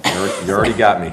So, I'm sure, yeah. But seriously, it's not as much fun as dancing, but, you know, it really is. But it tastes a lot better. It tastes a lot better, and it is, having done it for many years, it is a lot of fun. So if anybody would like to volunteer, call Damien Suter, who is the person who's chairing it, and she would be more than thrilled to get you your name. The other thing I wanted to mention, a lot of people don't know what HDNA is, so if you go on their website, which is hdna.org, it really gives you a great idea of all they do for young girls in helping to build their self-esteem and to actually prevent bullying and all sorts of things. So I would suggest strongly that people go on their website and see what a great organization is and what it does for the young women of our community. Thank you. Not a problem. Commissioner Newstead. Thank you, Mayor. As you said and proclaimed in your proclamation, it is Fire Prevention Week. There are two great events in town. Tomorrow night, October 12th, from 6:30 to 8:30 p.m. is the Night at the Firehouse out at Station 5. That's the fire station near McCullum Park, 6701 Main Street. The department opens its doors to the public, so you can go in and see what the fire station looks like, take a look at all the equipment that the Downers Grove Fire Department has. The fire safety trailer will be there, practice 911 calls, all sorts of great fire prevention tips and services will be available then. And as the mayor said, the 17th annual Silent Parade will be Friday, October 14th at 7 p.m. This parade pays tribute to all those who have lost their lives to fire and features fire department vehicles from many surrounding villages. All vehicles will display lights only, no sirens will be sounded. The parade passes through Downers Grove at different times at night, but the focal point will be at Main and Maple at approximately 7:15. People are suggested to assemble on Main Street on the evening of the parade and hold a flashlight as the cortege passes. That's the sign to show that you were there in support of the silent parade. Quick question for the manager. Do you think our new ladder truck might be ready for that parade to be at Main and Maple? I believe our new ladder truck will be on display at the corner of Main and Maple, hoisting up the American flag. Excellent. Thank you. That's my report, Mayor. Thank you very much. Commissioner Rankin. I have no report. No report? Commissioner Waldeck. I'll make up for that. I reported last week, it's a reminder, October 16th, Sunday, 1:30. 2 o'clock is the step off over at Gloria Dei for the annual crop walk. It's been, 30-some years. The walk is for hunger. 25% of all the funds raised are local, remain local, to our local food pantries, fish, pads, and the Meals on Wheels program. So please show up for that. And I know the mayor has a lot on his schedule as far as running. So if you want to run, he's got a bunch of stuff for you to do. If you want to walk, there's the crop walk. Or you can do both. You can walk and then, or run and then walk, I guess. So that's all I have. Thank you. Thank you, Commissioner. And speaking of that, just as a reminder, Family Shelter Services, which does have a location here in Downers Grove, is doing their annual Run for Her Life 5K walk run, which begins and ends at Downers Grove North High School. It's this Sunday, October 16th. Race kicks off at 8 o'clock a.m. Check-in is at 6:30. There's still lots of room, so if you'd like to sign up, support a good cause, and also it's a great course that runs through it's mostly your neighborhood, Jeff. It is. Yes. The website to visit is www.familyshelterservice.org. Great organization, and again, it's a good race and a good time. Speaking of a good time, of course, we've reported in the past about Downers Grove North's homecoming. Well, in a nod to my colleague to my left, this weekend is Downers Grove South's homecoming. And the festivities that begin this Friday, including the parade, which I believe kicks off on at 2 o'clock. No, I'm sorry, that's the pep assembly. The homecoming parade steps off at 3:20 p.m.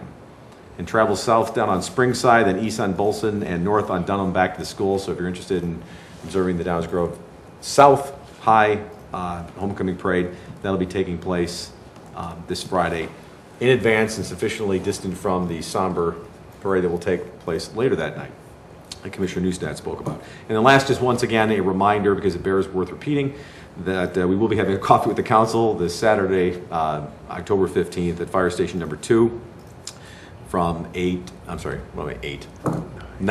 to 10. I might be there at 8, but from 9 to 10. And that's all I had. With that, I will ask for a motion to adjourn, please. So moved. Second.